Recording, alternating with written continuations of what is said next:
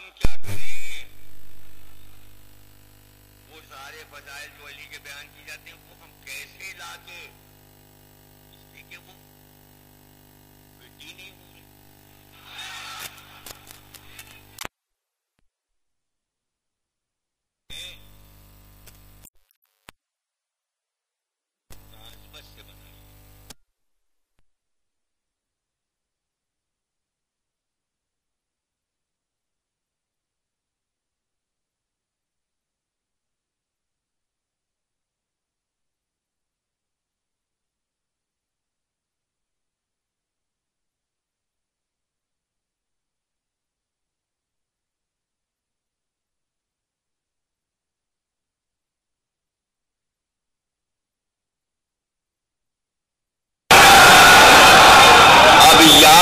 اور مدد بھی بیچ میں علی کو ہٹا دیجیے.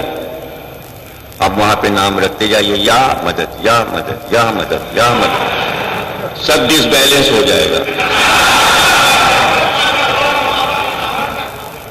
ایک وزن کے ساتھ ہے لفظ علی ولی، بیلنس. اب کیا ہو؟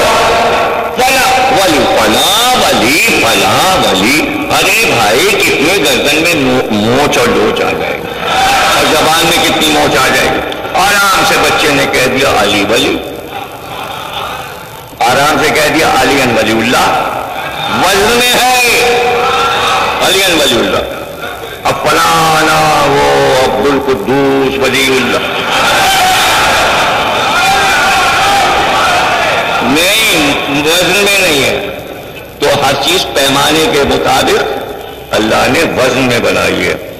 آیات، نام، حروف، لفظ سب میٹر میں ہے، پیمانے میں. کوئی چیز وہاں پھٹی نہیں ہوتی. یہ ہے معجزہ آل محمد کا کہ یہ فضیلتیں، یہ الفاظ کہیں جا کر رکھے نہیں جا سکتے. یہی وجہ ہے کہ آپ کی فتح یہ ہے کہ آپ کا لفظ کوئی اٹھا کے چرا کے لے نہ جا سکا. تو آپ کہہ رہے ہیں علم، تو علم کوئی اپنے جھنڈے کو علم نہیں کہتا.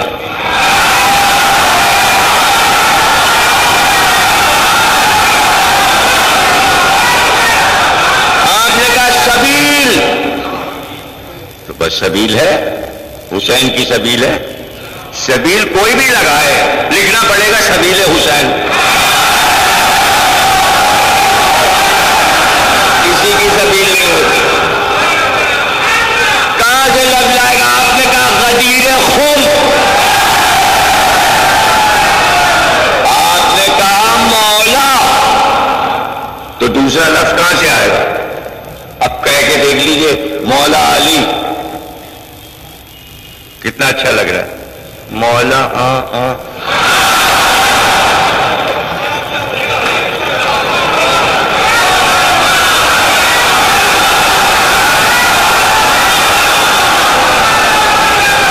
کتنا اچھا لگتا ہے. آپ نے کہا غازی آباد، کہہ کے تو دیکھ.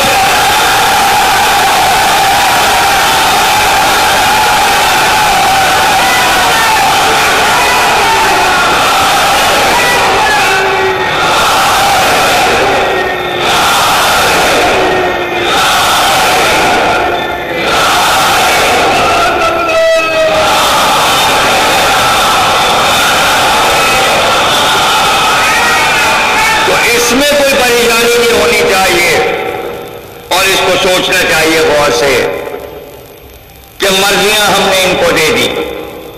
قرآن میں اللہ اعلان کر رہا ہے، اس میں بحث کی کیا ضرورت ہے؟ یہ کوئی قصہ کہانی تو نہیں ہے، تاریخ تو نہیں ہے کہ آپ بحث کریں.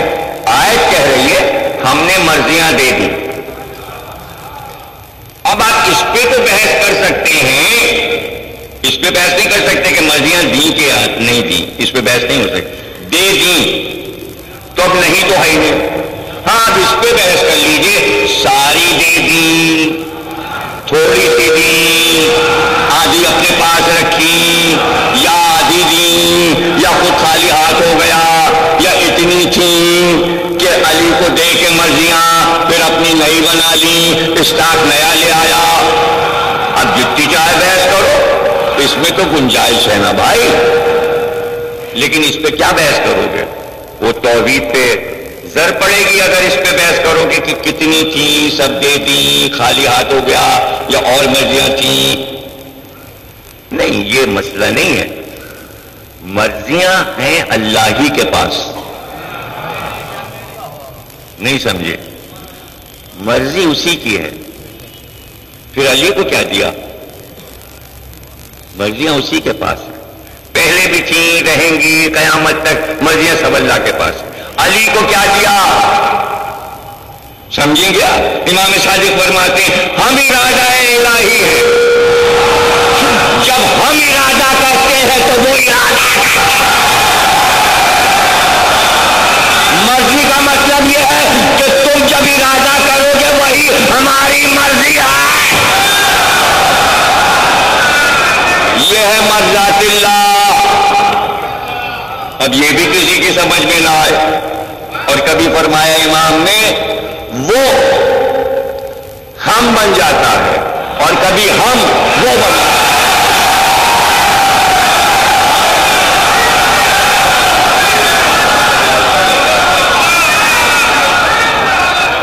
یہ معرفت والے سمجھ سکتے ہیں. اور امام صادق فرما رہے کبھی وہ ہم بن جاتے، کبھی ہم. وہ ارادہ کرتا ہے تو ہم کام کرتے، ہم ارادہ کرتے ہیں تو وہ کام. سمجھے نا؟ ارادہ سیدہ بی بی کا تھا کہ بچوں کے کپڑے درزی لائے.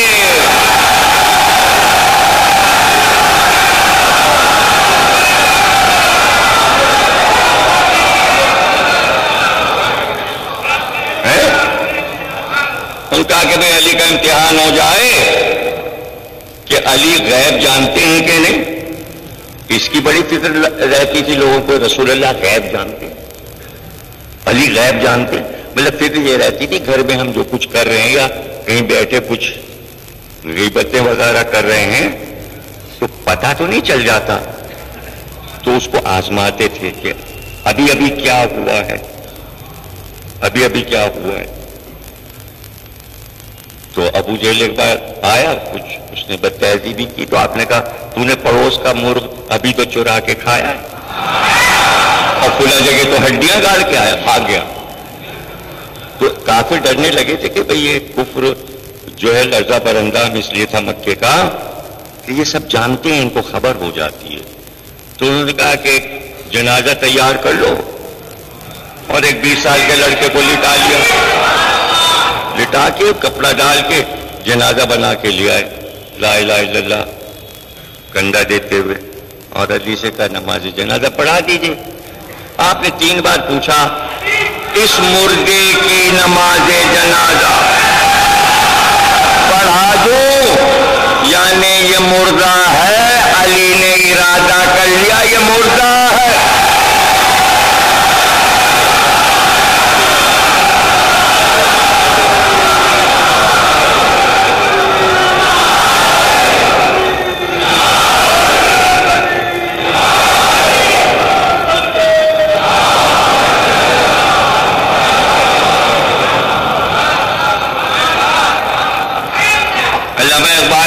غزل میں یہ پورا واقعہ نظم کر دیا. غزل میں علامہ اقبال نے پورا شعر کہہ دیا اس قصے پر کہ وہ کہہ رہے نماز جنازہ پڑھا دیجئے. علی نے 3 بار کا پڑھا دوں مردے، یہ مردے کی نماز جنازہ پڑھا دوں. ان کا پڑھا دیجئے. ارے پڑھا دیا تو انہوں نے کہا کھول کے تو دیکھیں یہ زندہ ہے. علی نے کہا نہیں یہ مردہ ہے، لے جاؤ دفن کر دو. زندہ نہیں، اب جو چادر ہٹا ہے تو مردہ تھا، دفن کرنا پڑا. آپ نے کہا مردے کو رکھتے نہیں، جاؤ لے جاؤ دفن کر دو. تو مردہ ہو گیا. تو علامہ اقبال نے کہا کہ ہو زندہ کفن پوش. زندہ بھی کفن پوش ہوتا ہے. کفن تو مردے کو پہناتے، اسی سے تو پتہ چلا علامہ اقبال کہاں کی بات کر رہے ہیں. وہ زندہ کفن پوش امام کی تعریف کریں. اقبال کہہ رہے ہیں امام کسے کہتے ہیں؟ تو امام کی تعریف کہہ رہے ہیں کہ امام کو یہ پتا ہوتا ہے وہ زندہ کفن پوش، تو میت اسے سمجھے یا چاک کریں مرزا کے ناداں کے کفن کو. وہ جو چھچھورا آدمی ہے وہ بھی کفن پہنے ہوئے ہے، جو کہہ رہا ہے پڑھا دو، مرزا کے معنی چھچھورا بدخصلت، وہ کہہ رہا پڑھا دو، تو کہہ رہے اس کا پول کھولیں یا اس کا پول کھولیں. علی کی تو زندگی اسی میں گزر گئی، کبھی ان کو بچایا کبھی ان کو بچایا. علی کی زندگی یہی تھی، اسلام کو باقی رکھنے کے لیے لوگوں کو ہلاکتوں سے بچاتے رہے. اور آج دیکھ لیجئے کہ عالم اسلام کو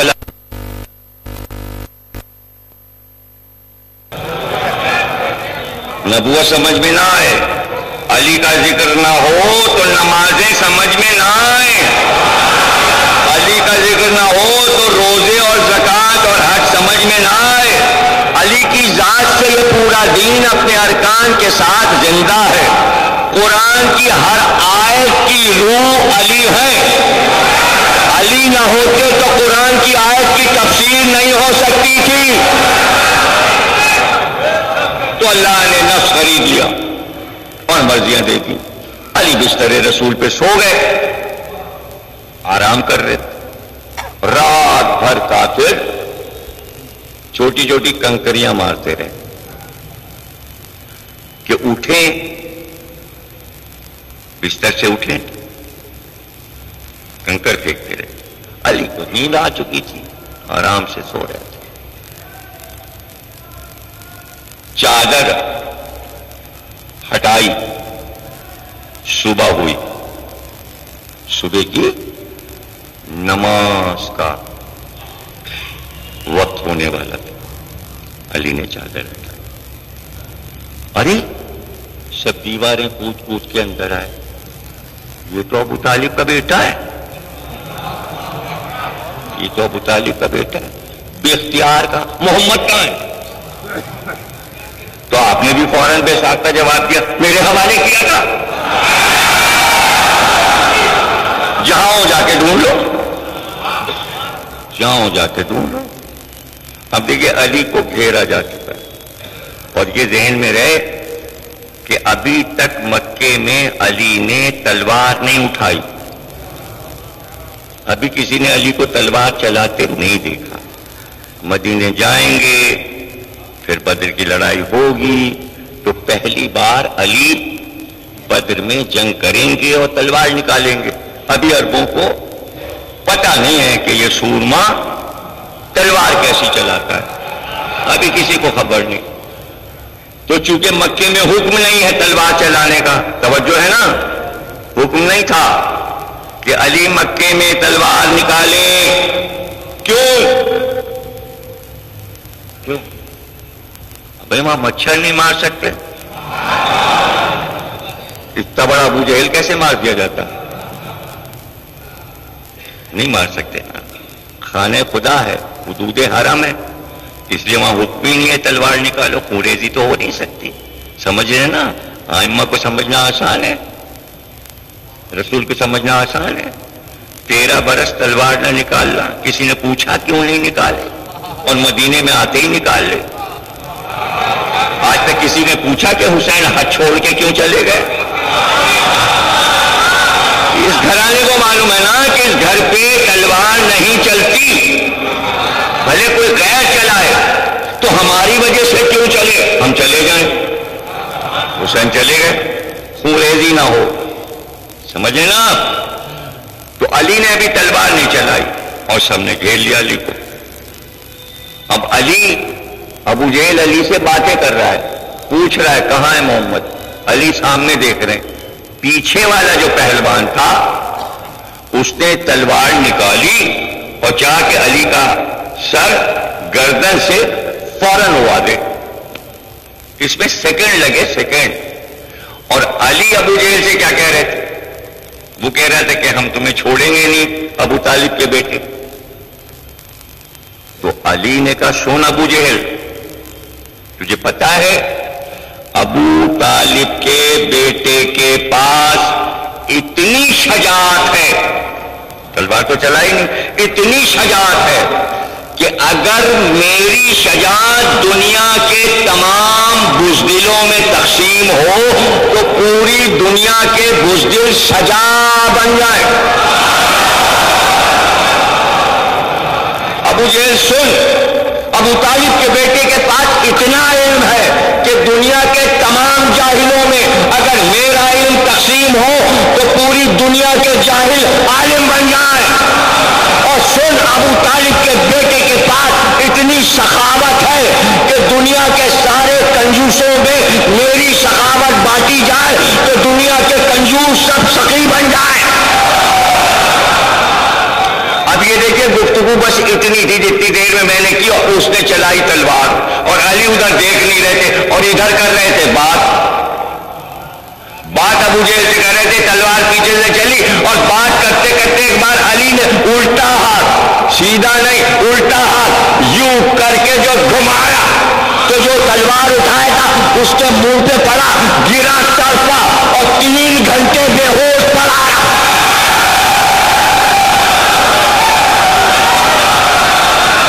3 گھنٹے بے ہوش پڑا۔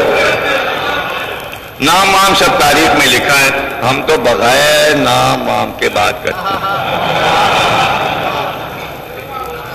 کہاں ناموں میں پڑھیں اور کہاں اتنے نام یاد رہیں گے، حافظہ نہیں، ناموں کا حافظہ نہیں۔ اور اس کے بعد علی اٹھے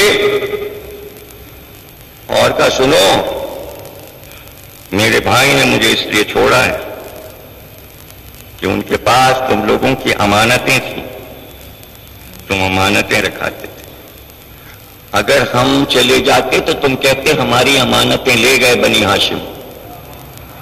ہم کو اس لیے چھوڑا کہ سب کی امانتیں جہاں جہاں رکھی ہیں انہیں واپس کر کے آنا۔ اب پتہ چلا علی کو کیوں چھوڑا ہے۔ اور علی باہر گئے اور مکے کے بازار سے، وہیں سے مکے والوں سے، بدوؤں سے 4-5 اونٹ کرائے پہ لے آئے اور لا کے گھر کے سامنے بنوا دی، اور خادموں سے کہا سب پہ ناکے باندھ دو اور پردے ڈال دو، گھر کی ساری عورتیں میرے ساتھ ہجرت کر کے جائیں گی۔ رسول اللہ تو اکیلے گئے، بیویاں تو ابھی گئیں نہیں۔ تو کہتے ہیں اس اماری میں 5 بیویاں ایسی تھی جن کے نام فاطمہ تھے، فاطمہ بنت اسد، فاطمہ بنت زبیر، فاطمہ بنت حمزہ، فاطمہ بنت محمد، 5 فاطمہ، اور سب تسبیح پڑھ رہی تھیں اماریوں میں۔ علی نے سب کی امانتیں دیں اور غلام سے کہا کہ اونٹوں کو لے کر چل، اور علی بھی چلے ساتھ میں ناکوں کو لے کے، بیویاں سب ناکوں پر۔ جب مکے کے بالکل باہر نکل گئے کہ اب سرحد سے باہر نکل گئے، یہاں اب سب جمع ہوئے، تلواریں نکالی مکے والوں نے اور گھوڑوں پہ بیٹھے، اور کہا سنو، وہ تو نکل گیا عبداللہ کا بیٹا، ابو طالب کا بیٹا بھی اگر ہاتھ سے نکل گیا تو ہم کہیں کے نہیں رہیں گے، کیوں نہ ہم آج علی کو یہاں مار لیں، قتل کر لیں، تاکہ محمد کی آدھی طاقت تو ختم ہو جائے، بعد میں محمد کو بھی قتل کر لیں گے، اس لیے سب چلو اور حملہ کرو، عورتیں ہی تو ساتھ ہیں، کیا کر پائیں گے۔ ایک بار سامنے سے لشکر جناب گرد اڑاتا ہوا، اور اس میں ابو جہل بھی اور فلانا اور فلانا اور بہت سے ابو اور یہ اور وہ سب گھوڑوں پہ بیٹھے ہوئے چلے آ رہے ہیں، اور تلواریں چمکاتے ہوئے، تلواریں لہراتے ہوئے، نعرے لگاتے ہوئے، رک جاؤ ہم تمہیں جانے نہیں دیں گے، اور یہ اور وہ، رجز بھی پڑھ رہے ہیں اور وہاں پھپکار رہے ہیں اور للکار رہے ہیں۔ غلام نے کہا لشکر آ رہا ہے، مولا نے کہا مت گھبراؤ، سارے ناقے کھجور کی درخت سے باندھ دو، ہماریاں اتار کے نیچے رکھ دو، بیویاں اس میں بیٹھی رہیں گی۔ اس کے بعد علی آگے بڑھے، تلوار کمر میں لگائے تھے، نیام کے اندر تھی، آگے بڑھ کے علی نے تلوار کے قبضے پہ ہاتھ رکھا اور آگے بڑھے. اب لشکر پورا آیا اور ابو جہل آگے بڑھا. اس نے کہا ہم تمہیں جانے نہیں دیں گے, ہم تمہیں قتل کر دیں گے. علی نے کہا بھائی سنو, یہ بتاؤ 13 برس ہم تم میں رہے, ہم نے تمہارے دشمنی اور مخالفت میں کبھی تلوار نکالی؟ سب سناٹے میں آ گئے, سب جوش ووش ختم. کہانی کبھی نہیں نکالی, آپ نے تلوار کبھی نہیں نکالی. اب پوچھو کیوں نہیں نکالی؟ سب نے کہا بھائی کیوں نہیں نکالی؟ کہا روز ارادہ کرتا تھا کہ جا کر تم لوگوں کا قیمہ بنا دوں. جیسے ہی میں تلوار اتارتا تھا میرا بھائی محمد مجھ سے لپٹ جاتا تھا, کہتا تھا علی ابھی نہیں, ابھی نہیں. میں تلوار رکھ کے باہر آ جاتا تھا خالی ہاتھ. سنو, مجھے بار بار محمد روکتے تھے, اب اس وقت مجھے کوئی روکنے والا.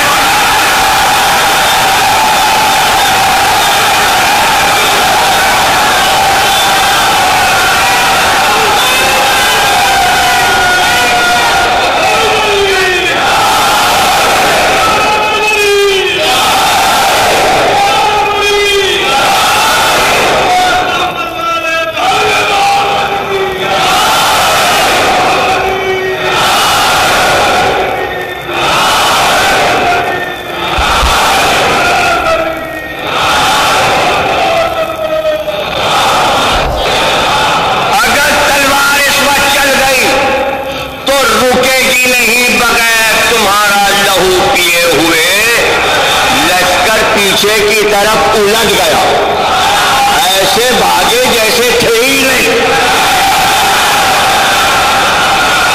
علی نے غلام سے کہا ناکوں پر ہمارے یہاں رکھو, روانہ ہو جاؤ.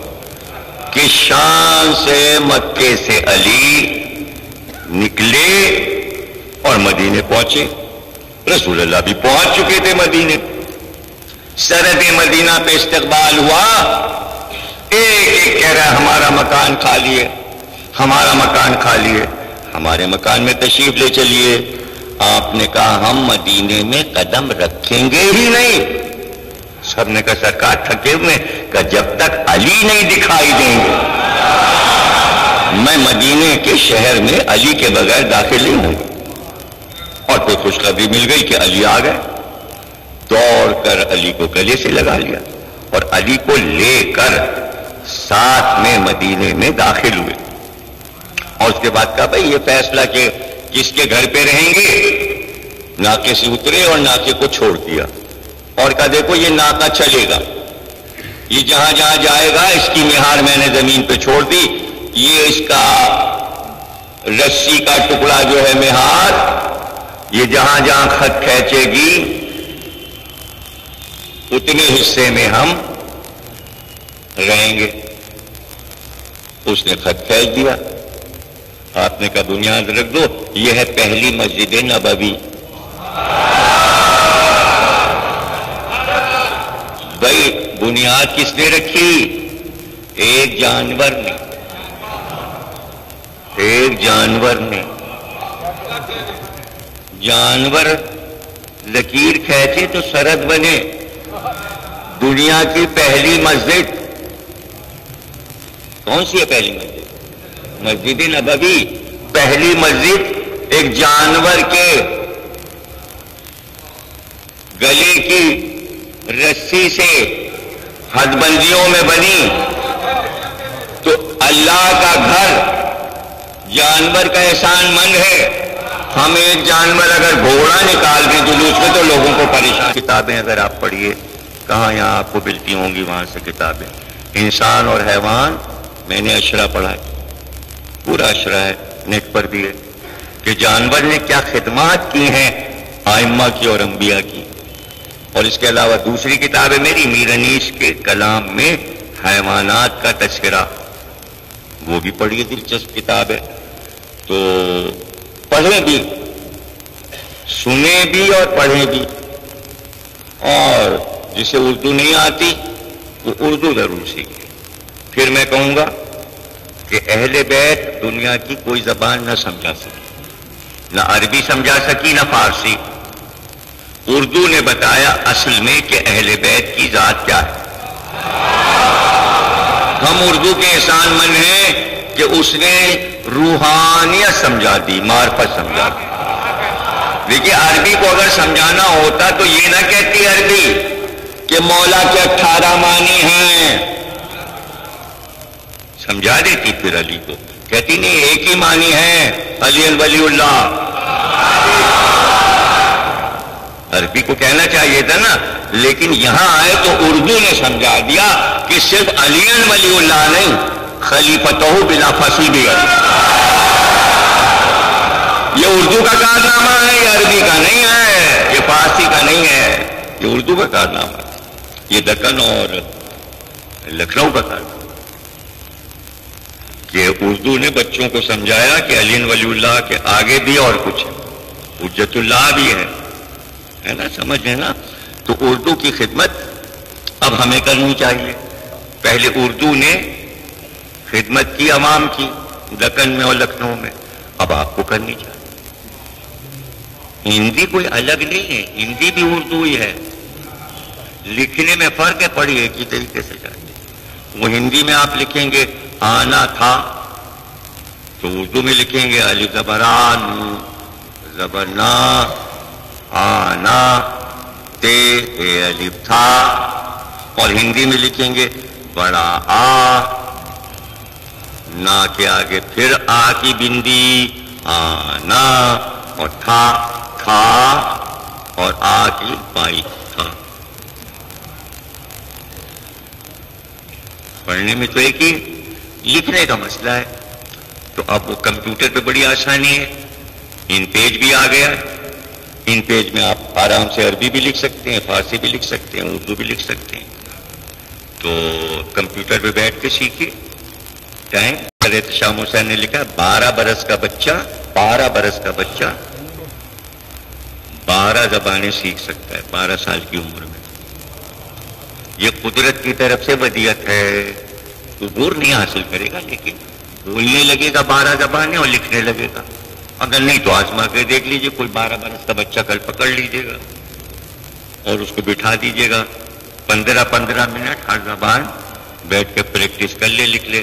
فرینچ، ڈچ، جرمنی، ہندی، سنسکرت، اردو، فارسی، عربی 12 ہو گئی. 1 مہینے کے بعد پتہ چل جائے گا وہ 12 سال کا لڑکا ساری زبانیں بول بھی رہا اور لکھ بھی رہا. دل لگانے کی پھر اللہ آواز دے گا جتنے اولیاء ہیں آ جائیں، پھر اولیاء بھی آ جائیں گے، پھر اوصیاء کو آواز دے گا، اوصیاء بھی آ جائیں گے. اس کے بعد آواز دے گا سارے ائمہ آ جائیں، معصومین آ جائیں، وہ بھی آ جائیں گے. اور ایسے میں پکار ہوگی، سب آ چکے دربار الہی میں اور ایک نور چھایا ہوا ہے. ایسے میں امام فرماتے ہیں کہ اس مجمع میں جہاں سب معصوم ہوں گے اور کوئی غیر معصوم نہیں ہوگا، سامنے سے ایک سفید گھوڑے پر ایک سوار سفید لباس میں، سفید لباس، نورانی چہرہ، اپنے گھوڑے کو بادل کی طرح لے کر آئے گا. سب مڑ کر دیکھیں گے، آدم منہ سے پوچھیں گے، ابراہیم موسیٰ سے، یہ کون سا نبی ہے، یہ کون سا نبی ہے، یہ تو نبی معلوم ہوتا تو منادی ندا دے گا یہ عباس علمدار.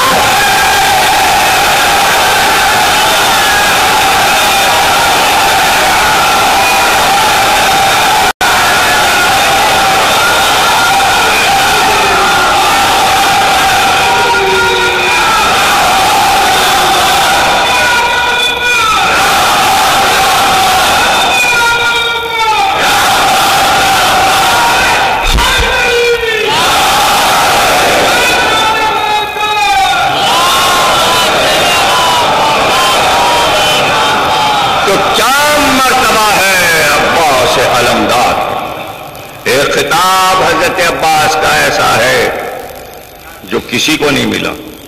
تقریر کہاں سے شروع ہوئی تھی؟ اللہ کی صفات آپ بانٹتے ہیں نا، اور جب ہم علی کو کہتے ہیں تو آپ کہتے ہیں شرک ہو گئے. یہی تو نہ تھا پہلا جملہ. امام نے فرمایا عباس کے بہت سے خطابات ہیں، اس میں خطاب ہے عباس ذل جلال ذل اکرام. کیا خطاب ہے؟ کیا خطاب ہے؟ ذوالجلال ذوالاکرام جلال. عباس قرآن کا جلال ہے، عباس علی کا جلال ہے، عباس حسین کا جلال ہے. اور جلال اللہ کو علی جانتے ہیں، علی کو پتہ ہے دعا ہے علی کی کس کے لیے؟ حسین کے لیے. میرے بیٹے کا ناصر مددگار، اس لیے بار بار عباس پہ پیار کی نظر رہتی ہے، پیار کی نظر رہتی ہے. اکثر علی کھیتوں میں بھی کام کرتے تھے، باغوں میں بھی کام کرتے تھے. زمینیں اپنی تھیں علی کی، اس میں پانی بھی کھیتوں میں ڈالتے تھے، اصحاب بھی ساتھ ہوتے تھے، غلام بھی ساتھ ہوتے تھے. لیکن زراعت علی کی پسندیدہ چیز تھی. اسی طرح باغات بھی تھے، علی کے اپنے باغات تھے، اور اس کی نگرانی ہوتی تھی. رات جب اس میں پھل آتے تھے تو رات کو علی باغ کے تلایا پھرا کرتے تھے. آدھی رات ہو گئی تھی، علی تلایا پھر رہے تھے باغ کے چاروں طرف گھوڑے پہ سوار. کہ ایک بار حضرت عباس آ گئے اور کہا کہ بابا آپ اب گھر جائیے. بیٹا آ گیا، 9 سال کے تھے اس وقت حضرت عباس. آ گئے اور کہا آپ گھر تشریف لے جائیے، شہزادیاں بھی بلاتی ہیں اور مادر گرامی بھی، آپ نے کھانا نہیں کھایا. آدھی رات ہو گئی، اب آپ کی جگہ میں پہرا دوں گا اس بار. مولانا نے کہا اچھا قریب آؤ. حضرت عباس آئے، آپ نے نقاب کا شملہ لے کے اور منہ پر باندھ کے نقاب بنا دیا. آنکھیں ہیں، چہرہ بند ہے، اور کہا یہ تلوار لو اور پہرا دو. اور مولانا چلے. لیکن چلتے چلتے کہا عباس خیال رکھنا کسی کو باغ میں جانے نہ دینا.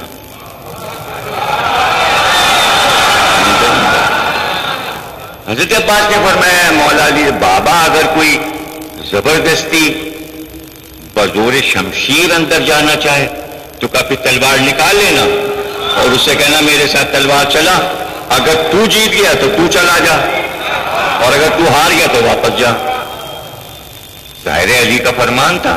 حضرت عباس پہرا دینے لگے علی کی شان سے. کوئی گھنٹہ آدھا گھنٹہ گزرا، سامنے سے ایک سوار گھوڑے پر آیا تلوار لیے ہوئے، اور اس کا بھی چہرہ امامے کے شملے سے بندھا ہوا، اور سیدھے اس نے آتے ہی باغ کے دروازے پر رخ کیا. حضرت عباس آگے بڑھے اور للکار کے کہا خبردار باغ میں نہیں جانا. اس نے سنا ہی نہیں، وہ باغ کی طرف بڑھتا رہا. آپ نے اپنا گھوڑا اس کے گھوڑے کے آگے ترچھا کیا اور راستہ روکا اور کہا اگر تجھے خواہش ہے باغ میں جانے کی تو تلوار تو جیت جائے، مجھے زہر کر لے تو باغ میں چلا جا. اس نے بھی تلوار کھینچی، عباس نے بھی تلوار کھینچی، ادھر سے بھی ایک بار ادھر سے بھی ایک بار، تلوار سے تلوار ٹکرانے لگی. اور کبھی گھوڑا یہ کاوا کھاتا ہے، کبھی وہ گھوڑا کاوا کھاتا ہے، کبھی ادھر سے باہر کبھی ادھر سے باہر. بھئی کافی دیر ہو گئی، 3 ساڑھے 3 بج گئے. ٹائم وغیرہ تو میں آپ کو سمجھانے کے لیے بتا رہا ہوں عرب کے ٹائم کے مطابق. یہ وہ وقت تھا عرب میں کہ جو لوگ میدان جنگ میں جاتے تھے ڈیوٹی پر، یہ سب سمجھانے کے لیے، ڈیوٹی پہ جو جاتے تھے تو وہ رات کو اٹھ جاتے تھے 3 بجے. اس کی وجہ کیا تھی کہ تنور جو تھے جس میں روٹی لگتی ہے وہ بازار میں ہوتے تھے، اور گھر کی عورتیں آٹا گھون کر برتن میں رکھ کر وہاں جاتی تھی اور روٹی لگوا کر کھواتی تنور سے آتی تھی، تاکہ جیسے ہی صبح کی نماز کے بعد شوہر گھر میں آئے تو روٹی کھائے، گھوڑے میں بیٹھے اور میدان جنگ میں چلا جائے. یہ عرب کا دستور تھا. اب وہاں کی عورتیں آٹے گون کے لے کر برتن میں تنور جانے والی ہیں. تو سب سے پہلے جو عورت اپنے گھر سے نکلی اس وقت پر کہ اس کا شوہر تیار ہو رہا تھا کہ تو روٹیاں پکوا کے لا، اور وہ ذرا بختر اور تلوار اور سارا سامان نکال کے رکھ چکا تھا، کہ یہ جب روٹیاں لے کے آ جائے گی، کھانا کھا کے میں گھوڑے پہ بیٹھوں گا، ہتھیار لگاؤں گا اور چلا جاؤں گا۔ وہ گئی آٹا لے کے، اسی راستے سے جو گزری تنور جانے کے لیے، اس نے دیکھا اندھیرے میں وہ سوار لڑ رہے ہیں اور تلوار چلا رہے ہیں۔ وہ کھڑے ہو کے وہ بھول گئی کیسا آٹا، کہاں کا تنور، کہاں کی روٹی۔ اس نے زندگی میں کبھی تلوار کی لڑائی نہیں دیکھی تھی، اور دیکھی تو ایسی لڑائی۔ اب وہ کھڑے ہو کے غور سے دیکھنے لگی اور بار بار دیکھتی ہے کہ یہ بھی برابر سے تلوار چلا رہا ہے سوار، اور وہ بھی برابر سے چلا رہا ہے۔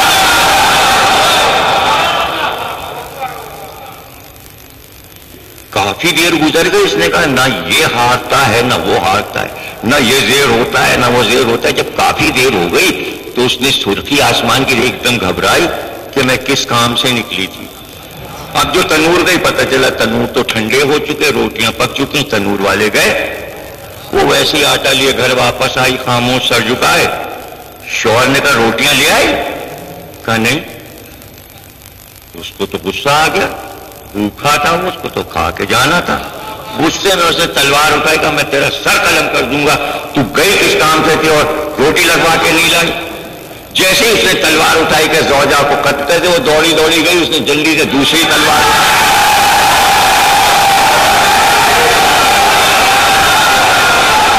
شوہر نے وار کیا، اس نے وار کو روکا۔ اب شوہر بڑا حیران ہوا، اس لیے کہ وار کو روکنا بھی میدان جنگ کا فن ہے۔ اس نے دوسرا وار کیا، اس نے بڑھ کے پھر وار، اس نے بھی وار کیا۔ جب یہ پیچھے ہٹا تو اب اس نے وار کیا۔ اب پیچھے دھکیلتی جاتی ہے، یہ وار پہ وار بچاؤ کرتا ہے، دیوار سے ٹکراتا جاتا ہے اور وہ آگے بڑھتی جاتی ہے وار کرتے، اور یہ دفاع کر رہا ہے۔ ایک بار گھبرا کے تلوار پھینکی، کہا خدا کی بندی کبھی گھر سے نہیں نکلی، یہ تجھے تلوار چلانا۔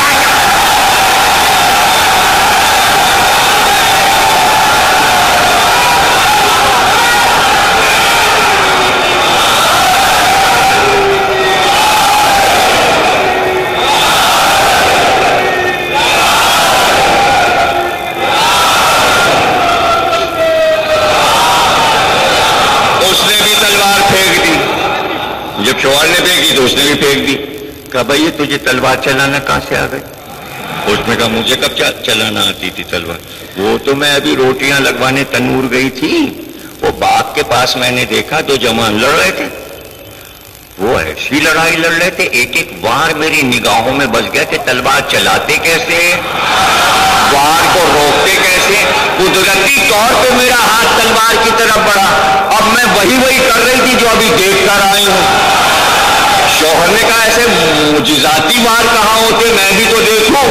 اس نے کہا چل ابھی تو سوال لڑ رہے، دونوں میاں بیوی آئے، دیکھا تو واقعی لڑائی ہو رہی ہے، تلوار چل رہی ہے اور کیا وار ہو رہے ہیں، ایسے گھوڑے کے سموں سے چنگاریاں نکل رہی ہیں، اور ایسی لڑائی تو دیکھی نہیں تھی، دو برابر کے سوار، دو برابر کے بہادر لڑ رہے ہیں۔ اس کے بعد دونوں نے دیکھا کہ ایک بار جیسے ہی صبح صادق کی لکیر ہوئی، انہوں نے دیکھا کہ وہ سوار جو باغ کی طرف آیا تھا، اس نے اپنے چہرے سے نقاب ہٹائی، کہا باز باز میں تیرا باپ علی ہوں۔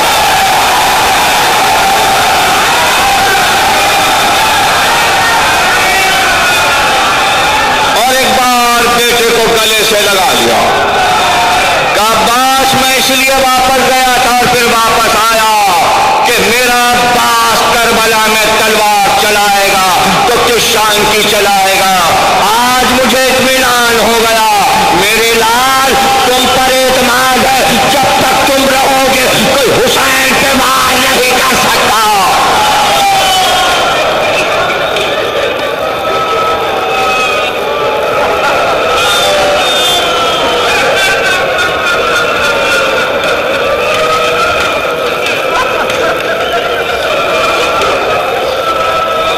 جزاک اللہ۔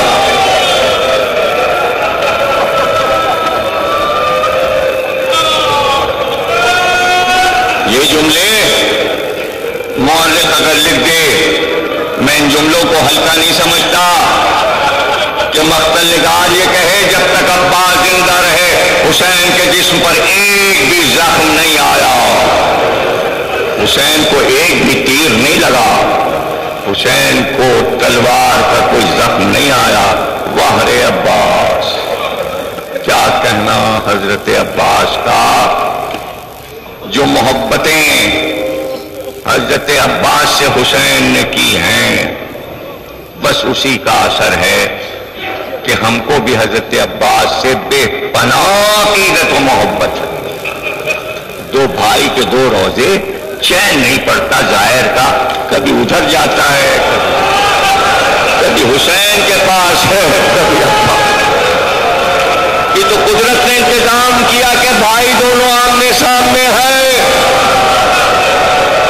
اور ایک بات اور آپ کو بتا دوں، مجھ پہ تو بیتی ہے، مجھے نہیں معلوم کون کون کربلا گیا ہے، جب بھی میں حسین کے روزے سے نکل کے عباس کے روزے کی طرف جانے لگا تو بار بار مڑ مڑ کے حسین کے روزے کو دیکھتا تھا،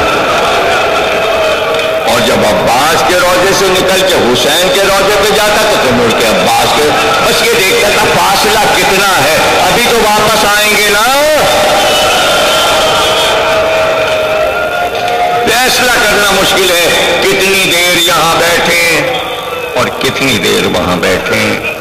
یہ محبتیں سب اپنی جگہ، لیکن میں کیا بتاؤں آپ کو، چونکہ فرمائش ہے اس لیے تقریر یہاں پر ختم کر رہا ہوں کہ سکینہ سے عباس کو کیا محبت ہے۔ اور آپ حیران ہوں گے، جس دن جناب سکینہ کا ظہور دنیا میں ہوا،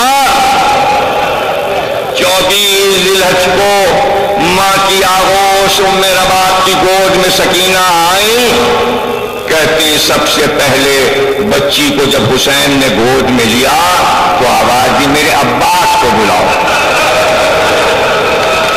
حضرت عباس آئے تو کہا عباس ذرا بھتیجی کو گود میں لے لو۔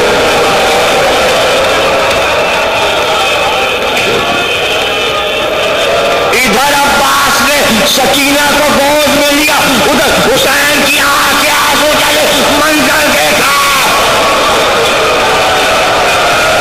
بھائی کیا نظر آیا؟ یہ حسین کو کیا نظر آیا؟ سنو گے کیا نظر آیا؟ صبح سے عباس کہہ رہے تھے مجھے میدان جنگ میں جانے دیجئے، حسین کہتے تھے عباس ہم تمہیں میدان جنگ میں نہیں جانے دیں گے، تم میرے بابا کی نشانی ہو، تم میرے لشکر کے علمداروں میں جانے نہیں دوں گا۔ جب بہت اصرار کیا عباس نے تو ایک جملہ کہا، امام حسین نے کہا اچھا ایسا کرو دونوں ساتھ چلیں، ایک طرف تم حملہ کرو ایک طرف میں حملہ کروں، دونوں ساتھ لڑیں گے۔ چپ ہو گئے، سر کو جھکا لیا، کہا تھا یہ نہیں ہو سکتا۔ کہا کیوں نہیں ہو سکتا؟ کہا آپ دوسری طرف لڑتے رہیں گے، میں ادھر مصروف ہوں گا، اگر اس درمیان میں کسی نے آپ کو ایک تیر لگا دیا تو عباس کے تو مر جانے کی ضرورت، ایسا نہیں ہو سکتا۔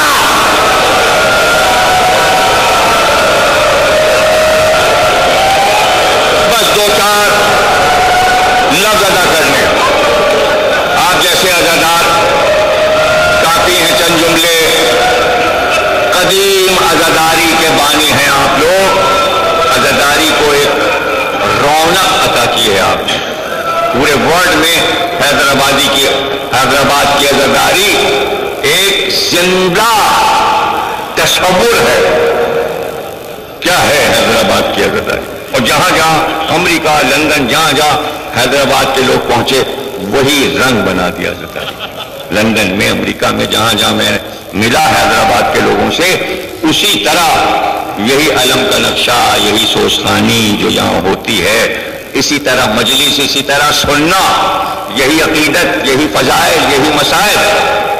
تو آپ کو کوئی بتانا نہیں ہے، آپ کو کوئی رموز نہیں بتانے۔ ابھی میں نے جملہ کہا کہ گود میں دے کر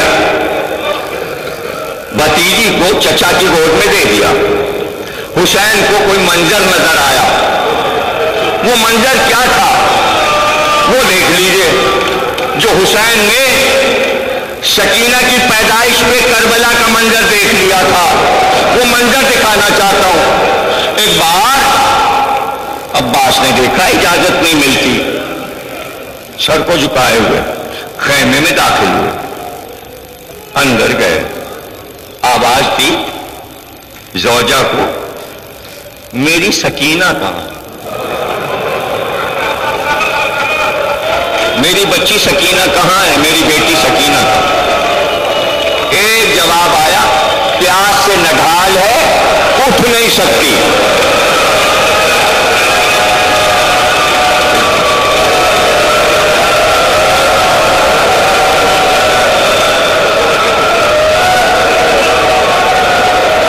اس سے پہلے کہ میں آپ کو یہ منظر دکھاؤں، ایک منظر اور دیکھ لیجیے، زحمت ہوگی.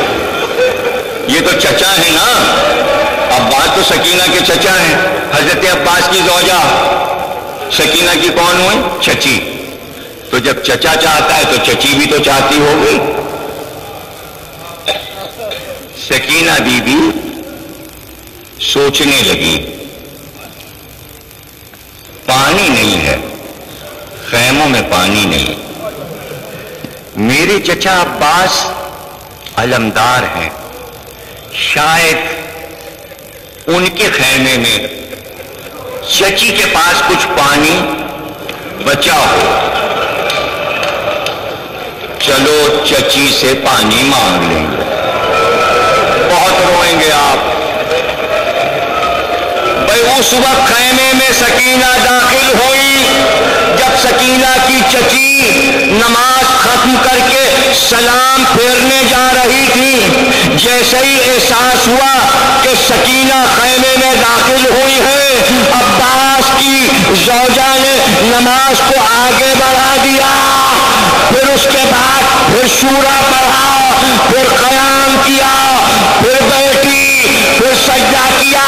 نماز پہ نماز بڑھاتی گئی اور سوچ رہی تھی نماز میں جیسے ہی نماز ختم کروں گی سکینہ پوچھے گی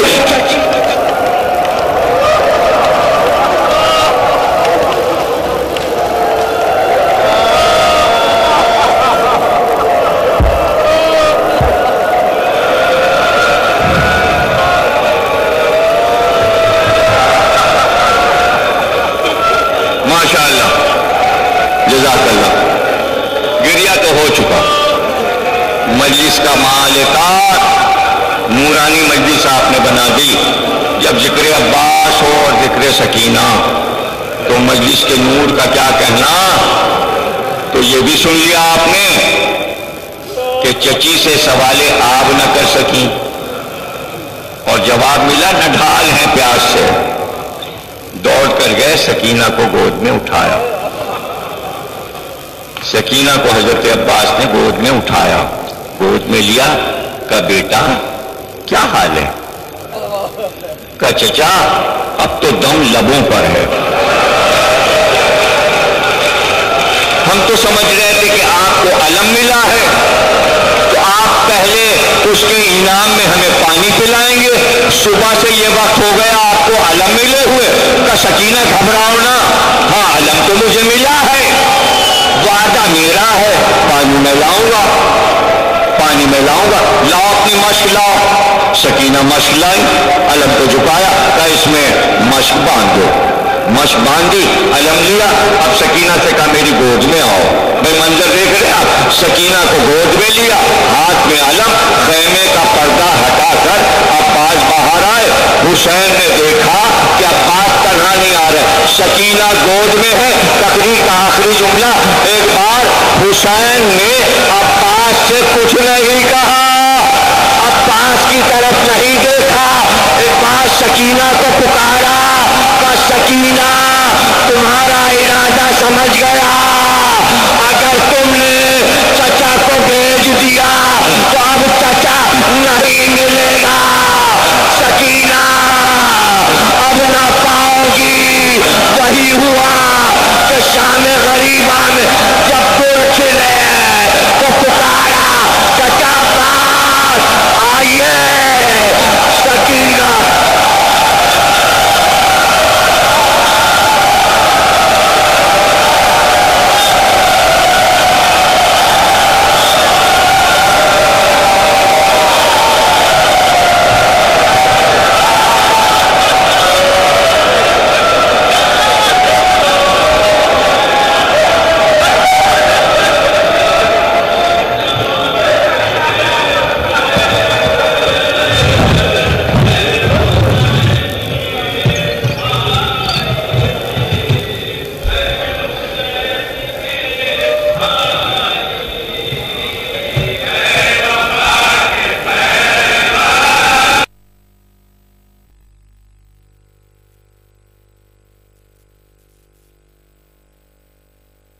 شہدائے کربلا اسیران کربلا کا، ہماری عبادتوں کو ہم سے قبول فرما، ہمارے گناہان صغیرہ اور کبیرہ کی مغفرت فرما۔ پروردگار تا دم زیست قرآن اور اہل بیت سے متمسک رکھ، آخرت میں شفاعت محمد اور آل محمد سے محروم نہ فرما۔ پروردگار جو مومنین ان پروگراموں کی نشر و اشاعت میں دامے درہم سخن قدم مدد فرما رہے ہیں، ان سب کی جان مال عزت اور آبرو کی حفاظت فرما۔ اے معبود ناظرین کو محفوظ فرما۔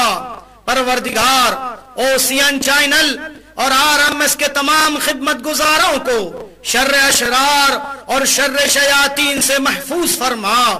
پروردگار جو مومنین مشتاقان حج و زیارات ہیں، انہیں اس سعادت عظمیٰ سے جلد از جلد اور بار بار مشرف فرما، آخرت میں شفاعت محمد اور آل محمد سے محروم نہ فرما۔ اے معبود تمام ماتم داران حسین ابن علی کی حفاظت فرما۔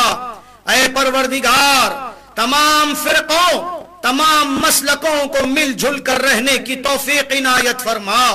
اے پروردگار اس شہر حیدرآباد میں امن و امان کو قائم اور دائم فرما۔ پروردگار تیری آخری حجت بقیت اللہ العظم حضرت حجت کے ظہور میں تعجیل فرما، ہم سب کو ان کے آوان و انصار میں شمار فرما۔ مومنین سے التماس ہے ایک سورہ فاتحہ پڑھ کر تمام مرحومین کی روح کے ایصال ثواب کے لیے شاد فرمائیں۔